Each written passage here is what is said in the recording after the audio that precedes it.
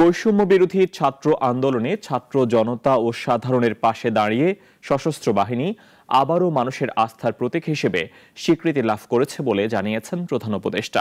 তিনি বলেন, বাংলাদেশকে এমনভাবে গড়তে চাই যেখানে সত্যিকার অর্থে জনগণই হবে সকল ক্ষমতার মালিক।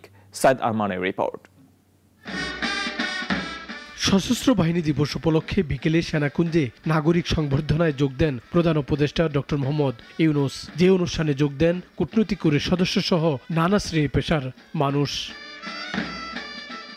প্রধান উপদেষ্টা এ সময় তার ভাষণে বলেন, সাম্প্রতিক বৈষম্য বিরোধী ছাত্র আন্দোলনে সশস্ত্র বাহিনী বরাবরের ন্যায় মানুষের পাশে এসে দাঁড়ায়। ছাত্র জনতার পাশে দাঁড়িয়ে তারা আবারও মানুষের আস্থার প্রতীক হিসেবে স্বীকৃতি অর্জন করেছে।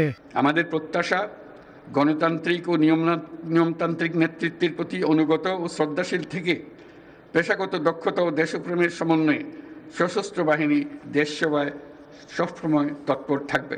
অনুষ্ঠানে সাবেক প্রধানমন্ত্রী বেগম খালেদা জিয়ার যোগদানকে আনন্দের বলে উল্লেখ করেন প্রধান উপদেষ্টা। বলেন, তাকে একযোগ এই অনুষ্ঠানে অংশগ্রহণের সুযোগ দেওয়া হয়নি।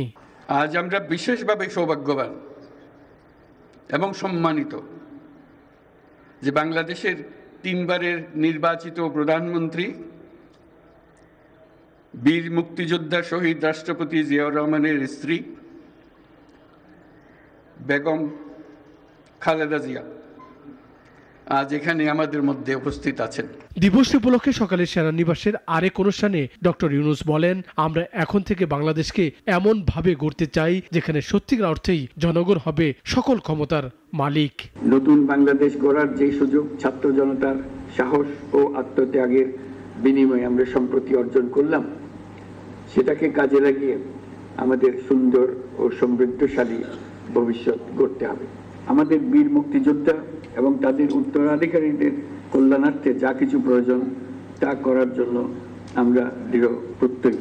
এর আগে রাষ্ট্রপতি ও প্রধান উপদেষ্টা সশস্ত্র বাহিনী দিবস উপলক্ষে সেনানিবাসের শিখা ও নির্মাণের বেদিতে পুষ্পস্তবক অর্পণ করেন। সাইদ আরমান, নাগরিক, ঢাকা।